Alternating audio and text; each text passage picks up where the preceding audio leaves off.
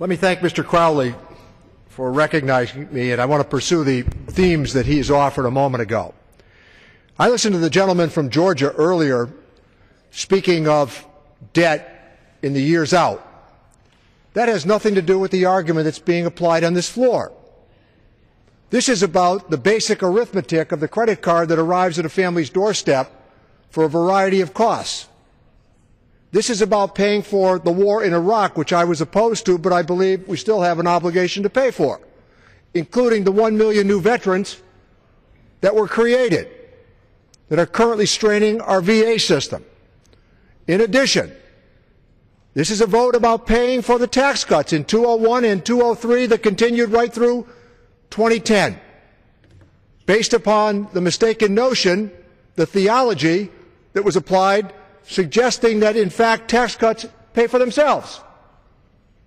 This is about a turnaround of a projected surplus of $5 trillion that instead became ongoing deficits and debt, noted for the ill-conceived policies that many of our friends on the other side embraced, under the hubris of suggesting that you can have it all.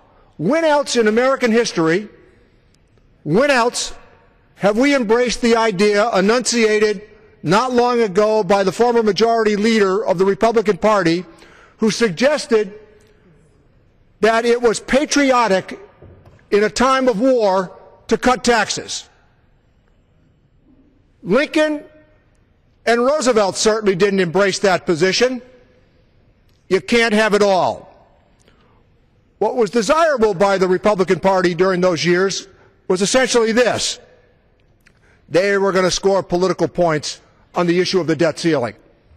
They were going to hold the debt ceiling hostage for isolated issues that placated a minority of the majority.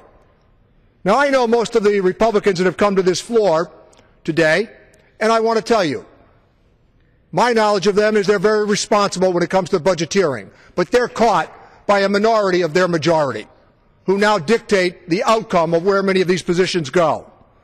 So the result of the last standoff we had over the debt ceiling, our debt was downgraded. America's credit rating in the world was downgraded. Look at the strength of the American dollar today. Why is it in that position? I've never been anywhere where the world doesn't say we honor the American dollar. The point that I offered a moment ago is the following: they were prepared to default on that debt for the purpose, again, of isolated, strident political views that are outside of the mainstream. Job creation, it was held hostage. Fewer jobs were created than at any time since the Great Depression.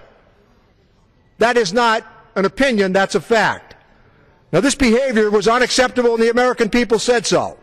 You pay for what you spend. Raising the debt ceiling ensures that we will not be a deadbeat nation in the eyes of the world, nor in the eyes of our own citizenry. Not long ago, we passed an omnibus spending bill. But incidentally, because of a breakdown in the regular order here, the idea that we used to spend according to the 12 to 13 appropriations bills that guided us every year, it was known as the regular order, where members had a chance to amend spending bills in committee and then on the floor. I must tell you, that's a quaint reservoir of thought these days. Now we wrap it all up in the same people that could say, well, I'm going to pass the omnibus spending bill to take care of favored spending, and then say, well, I'm not going to vote to raise the debt ceiling? The argument is anachronistic. So I support this measure, having voted against the Bush tax cuts, having voted against the war in Iraq, and having voted against most of the policies that got us into this. But this is about the full faith and credit of the United States, and it should be embraced by this entire body, and I yield back the balance.